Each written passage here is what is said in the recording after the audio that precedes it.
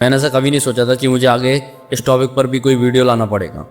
आज का ये वीडियो शायद ही किसी को अच्छा लगे या नहीं लगे, लेकिन जो सच है उसके लिए मैं हमेशा खुलकर कहूँगा। न जाने सिर्फ हम लोग अपने स्वार्थ के लिए किसी दूसरे की ज़िंदगी को बर्बाद कर देते हैं, और ऐसा लड़के लड़कियां दोनों करते हैं। लेकिन लड़कों को उस बात का इतना ज़्यादा डर नहीं होता, वो किसी ना किसी से अपनी बात को शेयर कर लेते हैं।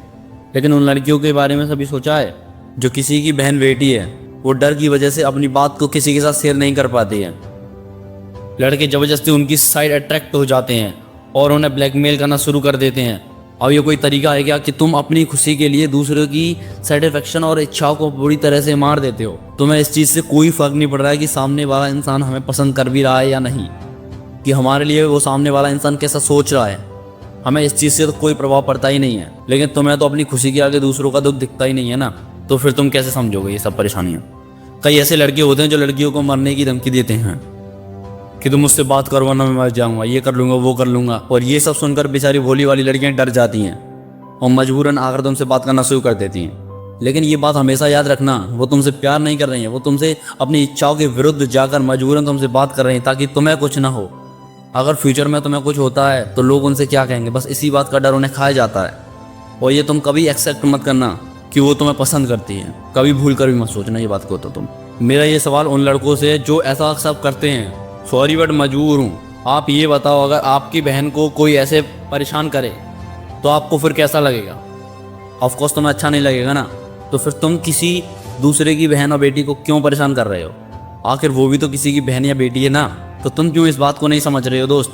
और ये सब लड़कियों के साथ साथ लड़कों के साथ भी अप्लाई होता है। कई लड़कियां भी होती हैं जो लड़कों को ब्लैकमेल करती हैं।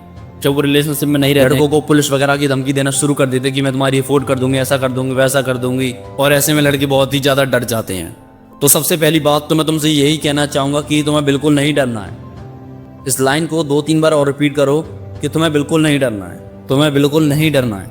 और सामने वाला इंसान बस यही चाहता है कि तुम डर जाओ और तुम्हारे डर का वो फ़ायदा उठा सके, उसका डर तुम्हारे ऊपर हावी हो जाए। और अगर ऐसा हो गया ना तो फिर वो अपनी हर बात मनवा लेगा तुमसे।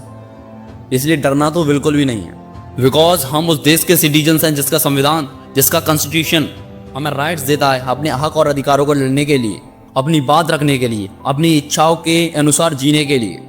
तो फिर हम क्यों किसी की बातों में आकर अपनी अच्छी खासी लाइफ को स्पॉइल करें?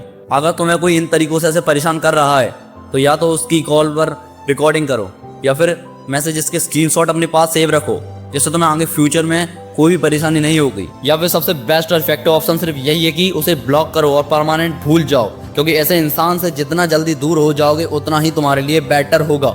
वरना तुम्हारी छोटी सी गलती तुम्हारी पूरी लाइफ को स्पॉइल यानी बर्बाद कर सकती है। और ये प्रॉब्लम टीनेजर्स के साथ भी कॉमन हो चुकी है। जिस उम्र में तुम्हें अपने करियर के बारे में सोचना चाहिए और तुम उस उम्र में लगे पड़े हो, सुधर जाओ, अभी वक्त है। वरना वक्त के साथ साथ तुम्हारी जिंदगी और फ्यूचर बुरी तरह बर्बाद हो जाएंगे और फिर रिग्रेट करने से कोई फ़ायदा नहीं होगा।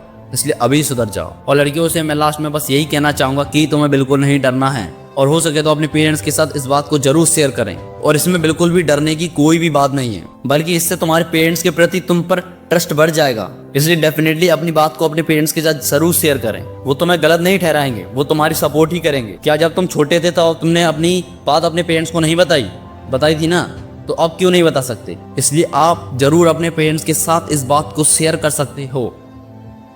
आप कोई कठपुतली नहीं हो जो जैसे नचाएगा आप वैसे नाचोगे। और मेरे भाई, अगर तुम में से ऐसा कोई कुछ करता है तो आई रिक्वेस्ट यू, प्लीज़ ये सब करना बंद कर दो यार, और एक अच्छे इंसान बनो। किसी को जबरदस्ती तुम पा तो लोगे, लेकिन लाइफ में एक्चुअल वाली हैप्पीनेस होती है ना, वो तुम्हें कभी नहीं मिल पाएगी। लेकिन किसी इंसान को उसकी डिजायर्स के विरुद्ध हम उसे चाह तो सकते हैं, लेकिन उसे जबरदस्ती पा नहीं सकते। और ये सरासर गलत है अगर तुम ऐसा कर रहे हो तो। बात अगर अच्छी लगी हो तो एक बार जरूर सोचना और अपना अच्छा सा डिसीजन लेना। समझने वाले लोग बस इसी सब से समझ जाएंगे, और जिन्हें नहीं समझना है उनके लिए फिर तुम कुछ भी कर लो, वो नहीं समझेंगे। उन्हें जब समझ आएगा, जब वो पूरी तरह से बर्बाद हो चुके होंगे, उनके पास कुछ नहीं बचा होगा, जब उन्हें समझ में आएगा। इसलिए अपना और अपने माता पिता का ध्यान रखें। मिलता हूँ फिर किसी वीडियो के अंदर, तब तक के जय हिंद, वंदे मातरम।